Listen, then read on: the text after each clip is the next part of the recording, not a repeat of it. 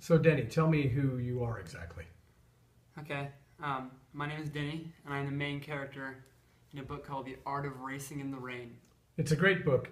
Tell me, what made you fight for your daughter, even in the worst of times? Well, in the book, I play a father as well as a professional race car driver. And in one of the chapters in the book, my dog Enzo talks about how race car drivers always have to get back in the race, even if they crash or go off course. And it gives you a certain level of grit. I think that, and the fact that my wife had already passed away, gave me that same level of grit that I had in the racetrack to try to fight for her back. Even though it was a long battle over 3 years, I was able to complete it just because of who I was. And what you learned as a race driver. Absolutely. So Denny, how were you able to keep your cool around the twins despite all they had done to you and your family? Well, to give you a bit of background on the twins are my daughter's grandparents. And throughout the book, they sued for custody of my own daughter and tried me with a child molestation offense, which was proven not guilty. But in the end, I realized that I had to be the better man, that I couldn't fall down the same path they did, or else I'm no better than they were. So Denny, you spend a lot of your life racing cars and didn't have a lot of time with your daughter or with Eve. Would you have changed that? I know this is a hard question. Would you have changed that if you knew she was going to die? It's a difficult question, but absolutely not. I am who I am, and I was able to keep my daughter because of the racing that I had done. And Eve was stubborn, and she supported me. But no matter what happens, you have to keep track of who you are as a person and make sure that you follow what you believe is right, no matter what the cost.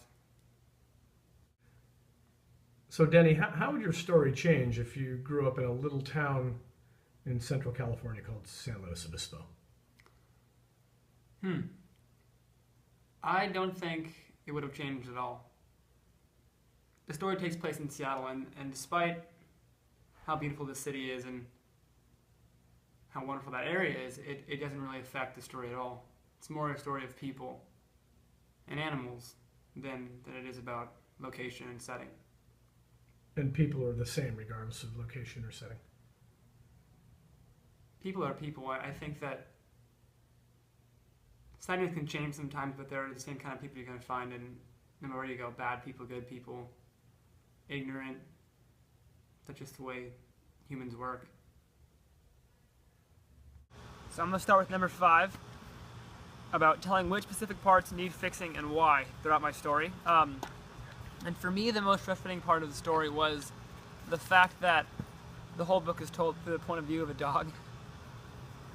And that's great and all, but throughout the whole book, he's very intelligent, he's very emotional, he has very human-like characteristics, but then there are brief periods where he'll break off from that human emotion and, have an animal instinct, and that kind of frustrated me because I thought the author should have either picked an animal instinct or human, not both, not a happy medium.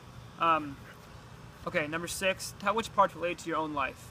Well, one of the reasons I picked the book was because of how much it related to my life. The main character, Denny, loves cars, loves to race cars, has a BMW. I love cars. And also, one of his idols, Ayrton Senna, who was a Formula One driver back in the 90s, is also an idol of mine.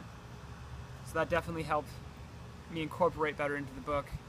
The fact that the whole book is told through the point of view of a dog, like I said, also helped me because I love my dog and he's a big part of my life. He's over there.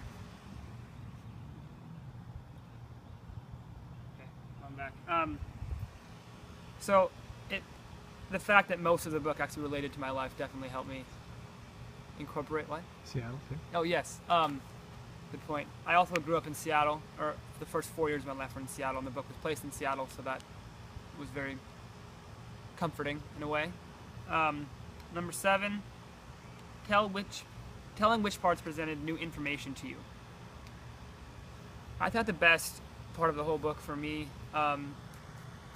was how much it told about people, and the ignorance of some people and the patience of others, and how much what you do in other parts of your life affects every aspect.